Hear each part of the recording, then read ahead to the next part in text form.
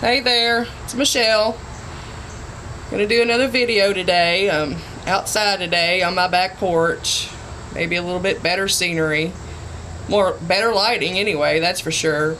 I haven't enjoyed my porch in a while because we had all that rain and it got flooded, and I have some carpet down here and I'm still trying to dry it out. But first time I've got to sit out here and enjoy my porch with the sunshine for a while, and of course I'm not at work, so have a little extra time today to make a video. I have been out looking for work though, and I do have an interview tomorrow, so hopefully that'll work out. And I just want to say thanks a lot to all my Facebook friends and their friends for all the support for the video I put on Facebook, the Sir Pizza video with the employee nodding out on heroin. Most everybody's seen it, so yeah, I just want to say thanks a lot for the support. I got a few negative comments, one of them being my ex-boss, that I should have just minded my own business or called the police or the health department.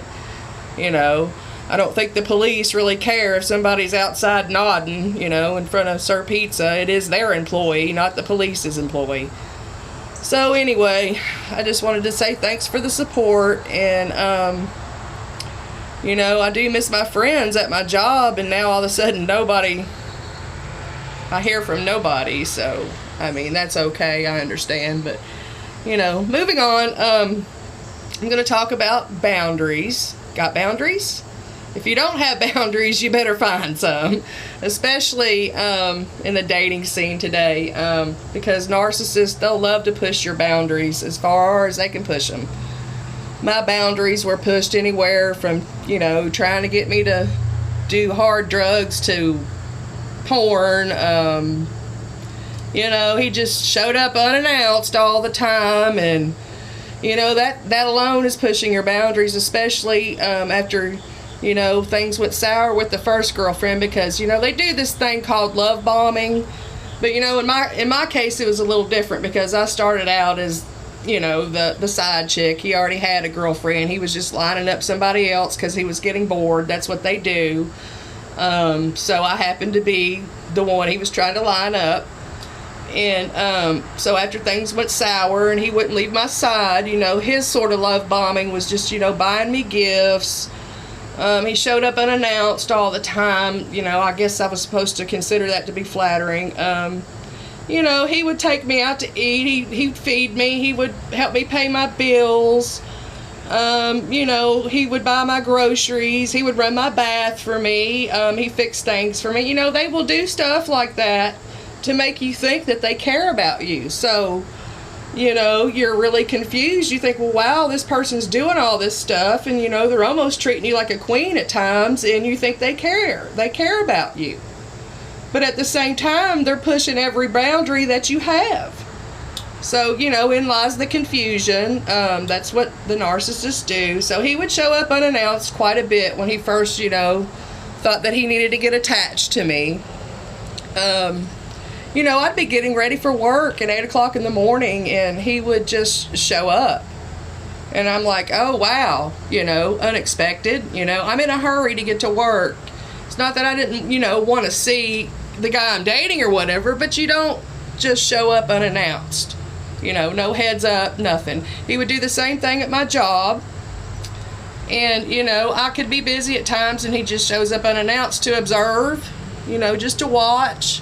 Or, make rude comments about how everybody that worked there was fat, or, something like that. It was just crazy. Yeah, so he would do that a lot, and, he took it upon himself to make house keys. Apparently, I thought maybe I mentioned it one time that I might make him a key, since he was always coming to work to get my key, to get to my house, because that's what they do. They just use women for their homes and for sex. They go from one to the next, to the next, to the next. That's what they do. He's done the same thing with the new supply. We've compared notes and everything, supply.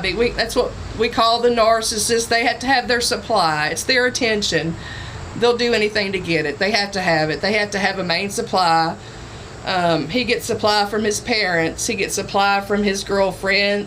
He'll get supply from the side chicks, from his, friends, co-workers, whatever. He could get supply from, the clerk at the grocery store. It's anything.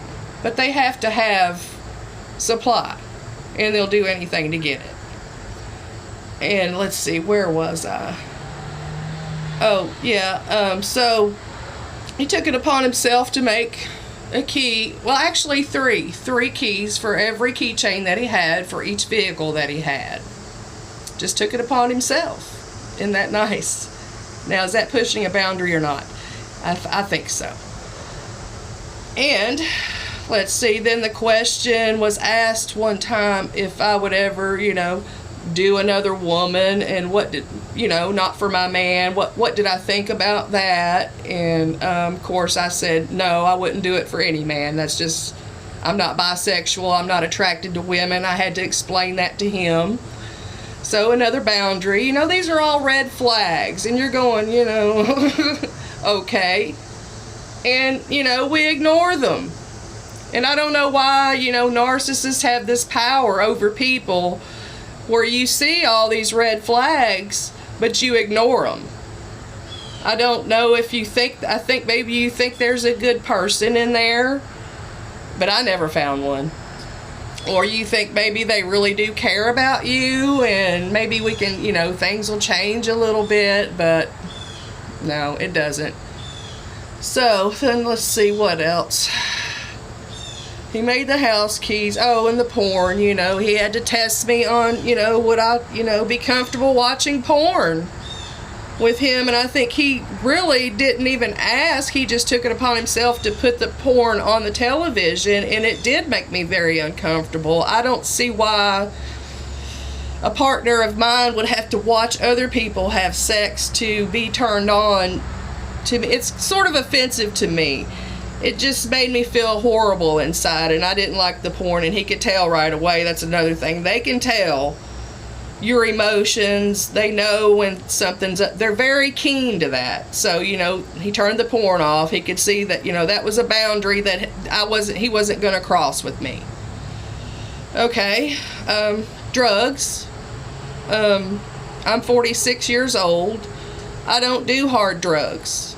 I don't snort cocaine. I don't do Molly, and I don't do a lot of drinking. I was always encouraged to do, to drink. I guess he didn't drink, because if he drank, he would be a monster, and he knew that. So, the subject of Molly, that's like ecstasy. He was trying to talk me into doing that, and, it's just, that's a boundary that I'm not going to have anybody push to I'm not going to do hard. I don't want to fall down and have a heart attack at 46 years old from snorting Molly. I mean, are you insane? And acid, I dabbled in some of that when 25 years ago. I'm not going to do that to my body today. That's not a wise decision. And that is a boundary, and it shouldn't be crossed. It should not be. You shouldn't feel pressured, especially from somebody that you think cares about you and that you care about. You shouldn't feel pressured. Your boundary shouldn't be pushed like that. It's a big red flag. It was just too many uncomfortable situations altogether. Just a lot of uncomfortable situations. And another thing was sleep. They don't let you sleep.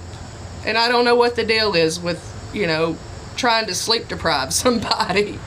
I never could understand that, because I would be really tired after working both my jobs all day, and, he would be here in the evening, and he would keep me up till, 2 a.m., especially on the, if I didn't have to work the next day, which was only one day a week, he would be up until 4 o'clock in the morning. So, I'm just, I'm tired, and, by midnight, 1 o'clock, I'm snoozing on the couch. I can't hold my eyes open anymore, and he's, wake up, and it's just, why do you want to do that to somebody you care about? Can't you let them rest? And he only spent one night a week here anyway, and then when he would come to bed, it would be 4 a.m., because he had to trip his acid at 47. So I'm just saying, it was just, you know, after all this, I got tired of it. We broke up 4 times in 3 years. I knew, you know, it wasn't right and it wasn't healthy. And they'll come right back no matter what you say to them, no matter what you do. They will come right back. They don't care. You know, unless they find something they think is, you know, the grass is greener on the other side in their yard, then they might leave you alone for a while until it fucks up over there, and then they'll come back here again. Alright, the snake. Another boundary. So, you know, he kind of talked me in. He didn't really talk me into it, just kind of persuaded me to let him keep a snake at my house. A ball python. You know, and I have a rabbit that runs around my house freely, so, you know, rabbits and snakes just don't mix. I mean, my rabbit's pretty big, and he probably couldn't eat the rabbit, but, you know, you don't know if he could, you know, wrap around the rabbit and try to kill it anyway. He probably would if it got out. But, I mean, what's the point of having a pet at my house when, you know, you live with your parents? They won't let you have a snake, but you want to keep one at my house? But you don't want to stay with me. You don't want to live here, but you want to keep your pet here, a snake? So anyway, you know, thank God we broke up the final time about, you know, a few months after having this snake, and, you know, I don't have a snake in my house anymore. You know, the literal snake and the, you know, human form. So anyway, that's, you know, pretty much what I have to say about boundaries. And he was just, you know, narcs are very immature too. They just, they act like they, you know, they are emotional 2-year-olds. They don't, you know how a 2-year-old will throw a fit because he doesn't get his way, or if you hurt yourself in front of a 2-year-old, they don't really understand that, you know, your feelings are hurt, or, you know, they don't understand that. And that's how a narcissist is. They don't understand. They're, you know, very immature. Not even just emotionally immature, physically immature. The man's 47, lived with his parents. You know, his routine is, you know, like a tween would have. You know, a tween would get up and go to school, you know, maybe come home after school, have a snack, eat mom's dinner, whatever, you know, mom's done his laundry, you know, whatever, and then the tween might, you know, want to go out with his friends or go see his girlfriend and then come back home and go to bed and, you know, do it all over again. Well, that was basically what he does, except he goes to work, you know, and he'll come home to his parents' house and eat what mom's cooked, and then he'll head to the girlfriend's house, whoever that might be at the time. He's got a key to get in. And, you know, just hang out there until they go to bed and then go back home. It's just, who does that? Forever, that's the routine. So, the video games, you know, I mean, I'm sure a lot of older men, not real sure, but maybe they like to play video games. I don't know. I really don't. But, you know, it's not something I get into, especially at my age.